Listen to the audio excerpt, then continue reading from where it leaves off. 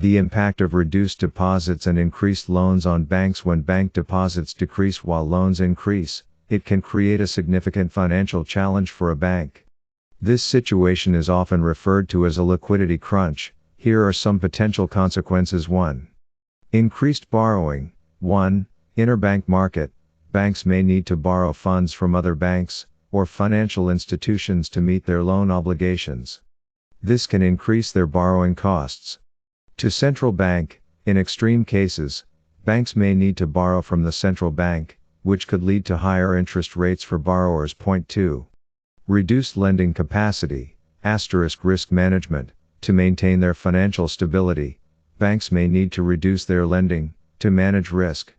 This can limit the availability of credit for businesses and consumers. 3. Potential financial instability, solvency. If a bank is unable to meet its obligations due to a liquidity crunch, it could face financial instability, or even insolvency. This can have a significant impact on the broader economy. 4. Regulatory pressure. 1. Central bank intervention. Central banks may intervene to provide liquidity, or impose stricter regulations on banks, to prevent financial crises. Factors that can contribute to this situation. 2. Economic downturn. During economic downturns, businesses and consumers may reduce their borrowing, while banks may see a decrease in deposits as people become more cautious with their money. 3.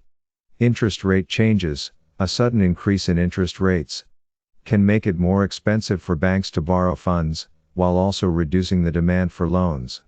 4. Regulatory changes. Changes in banking regulations can impact a bank's ability to lend money, or attract deposits. To mitigate these risks, banks typically have risk management strategies in place, such as maintaining adequate liquidity buffers, and diversifying their funding sources.